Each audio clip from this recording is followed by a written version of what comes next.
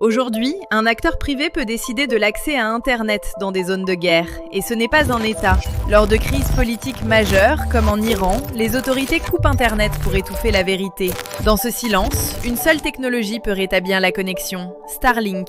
Opéré par SpaceX, l'entreprise d'Elon Musk, ce réseau de milliers de satellites offre un accès là où tout est détruit.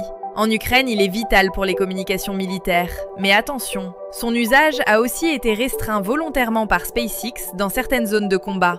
Cela prouve une chose, le contrôle n'est ni total ni neutre. Contrairement à un État, une entreprise privée n'est pas élue. Pourtant, ces décisions techniques ont désormais des conséquences géopolitiques mondiales. Nous assistons en direct à un basculement historique. La diplomatie internationale ne se décide plus dans les ministères, mais dans des conseils d'administration opaques. La question n'est pas de juger Starlink, mais de savoir si une infrastructure aussi critique doit dépendre de décisions privées et non démocratiques. Aujourd'hui, il contourne la censure. Demain, il pourrait devenir un levier de pression contre vous.